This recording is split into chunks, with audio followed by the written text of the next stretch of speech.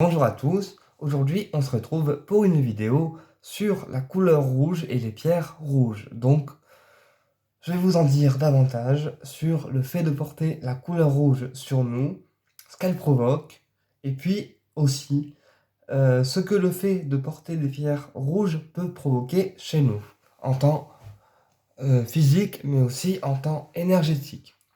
Donc, la couleur rouge, déjà, c'est une couleur qui est considérée comme une couleur de guerrier, puisque la couleur rouge, elle est souvent associée aussi au côté guerrier des personnes. Voilà. Avant, elle était associée à la magie et tout ce qui était magie et énergie très féminine. Maintenant, on l'associe plus à un côté masculin, dans le sens où la couleur rouge, elle permet vraiment d'avoir le côté guerrier en soi. C'est pour ça qu'on dit aussi que la couleur rouge, eh bien, c'est la couleur des leaders, puisque le fait de porter du rouge sur nous en vêtements, eh bien, ça attire l'attention des autres personnes vers nous, puisque la couleur rouge, c'est aussi une couleur qui attire l'attention des autres personnes vers nous. C'est pour ça que souvent les chefs d'entreprise, les directeurs, les dirigeants, eh bien, je leur conseille de porter du rouge sur eux, puisque le rouge est la couleur du leader, et donc quand on porte du rouge sur nous, eh bien, tout ce qui est démarche à faire, projet à faire, eh bien, ça se réalise plus facilement, puisque on attire à nous les bonnes énergies et on attire aussi à nous les bonnes personnes. Voilà. Le rouge est aussi considéré comme une couleur de protection. Donc ça repousse pas les personnes, hein, attention, hein, c'est pas pour repousser les personnes non plus, c'est une protection contre les gens négatifs. Donc voilà, pour moi la couleur rouge, elle est aussi considérée comme une couleur de protection. Maintenant, les pierres rouges, je vais vous en parler. Donc, vous avez ici une pierre soleil. Voilà. Ici, du jaspe rouge en morceaux. Et vous avez ici un jaspe mocaïte que je vais vous montrer, un petit jaspe mocaïte. Alors là, le rouge, on ne voit pas trop bien, mais bon. Il est rouge, enfin ouais, rouge-marron. Et sinon, vous avez un bracelet de jaspe mocaïte où là, le rouge est clairement plus visible. Voilà. Donc, le fait de porter des pierres rouges sur soi, eh bien, en fait, comme je vous disais, ça va activer le côté guerrier en nous, d'accord? Donc, attention pour les gens qui sont colériques, puisque pour les gens qui sont colériques, s'ils portent du rouge sur eux, eh bien, vous risquez encore plus d'activer votre colère, parce que déjà, la couleur rouge par elle-même, elle active le côté guerrier, d'accord? Pour les pierres, hein, je parle pas pour le côté vestimentaire. Ensuite, quand on porte la couleur rouge, eh bien, c'est aussi pour verrouiller quelque part nos énergies vitales. C'est-à-dire que quelqu'un qui est en manque d'énergie vitale et qui porte une pierre rouge, eh bien, ça va verrouiller en fait son énergie vitale pour qu'il puisse la garder pour lui. D'accord? Voilà.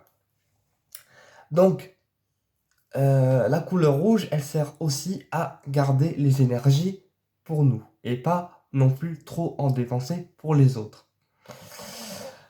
Mais encore une fois, attention si vous êtes colérique, le rouge à porter très rarement et sur un court terme parce que sinon vous allez encore plus activer votre côté guerrier. Voilà.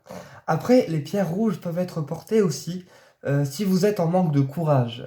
Vous pouvez porter par exemple un jaspe rouge ou une cornaline qui sont des pierres qui vont dynamiser, qui vont donner du courage, donner de l'énergie et qui vont aussi permettre d'affronter les difficultés plus facilement puisque comme je l'ai expliqué dans la vidéo avant, la couleur rouge est la couleur du leader. Voilà, donc si vous êtes en manque d'énergie, en manque de confiance en vous, porter une pierre rouge, eh bien, ça va réveiller le côté leader et vous allez en fait avoir plus confiance en vous et avoir plus d'énergie pour faire les choses. Voilà, vous allez plus avoir d'énergie pour faire les choses si vous portez la couleur rouge sur vous. Voilà. Alors ensuite, en pierre rouge qui est bien aussi à porter, on a le jaspe rouge. Le jaspe rouge qui lui va réveiller le côté guerrier et qui va pousser à faire les choses, d'accord, mais qui va rester en même temps stabilisant parce que comme il a de la calcédoine dans sa composition, eh bien la calcédoine est aussi une pierre apaisante. Donc le jaspe rouge, il va à la fois dynamiser, pousser au changement, mais aussi apaiser. D'accord? C'est ce qui va permettre de garder un certain ancrage et une certaine stabilité. Voilà.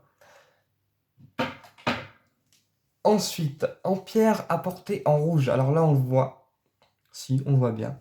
En pierre apportée en rouge, on a aussi la pierre soleil qui va, elle, donner un peu de chance. Euh, qui va aussi permettre de vous booster quand vous êtes déprimé, pas bien, etc. La pierre soleil, elle booste aussi en portant chance et en donnant un peu d'énergie positive à la personne qui la porte. Voilà. Et la pierre soleil, c'est une pierre d'action rapide. Voilà. Donc, en la portant 3-4 jours, vous allez sentir son action venir assez rapidement. Contrairement au jaspe rouge, qui lui a une action lente, donc il faudra la porter sur une période d'à peu près 15 jours avant de ressentir les effets de la pierre. Voilà. Ensuite, au niveau des pierres rouges, on a aussi du jaspe mocaïte. Donc, euh, du jaspe mocaïte qui va être pratique pour les personnes qui ont du mal à prendre des décisions et à s'imposer. Parce que le jaspe mocaïte, eh bien, c'est une pierre qui va permettre de vraiment avoir le côté tigre en vous et vous imposer. Imposer vos idées, prendre des décisions plus rapidement, mais aussi de lâcher prise sur le mental pour éviter de cogiter 15 piges avant de prendre une décision. Donc, jaspe mocaïte, c'est aussi pratique pour prendre des décisions et pas non plus tergiverser 3 heures.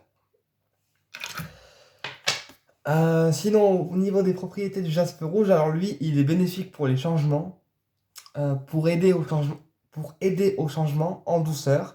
Il est bénéfique également pour dynamiser le côté sexuel et il est bénéfique aussi pour les accouchements pour les femmes puisqu'il faciliterait les accouchements chez les femmes et il aiderait à ce que l'accouchement se passe sans problème. Voilà.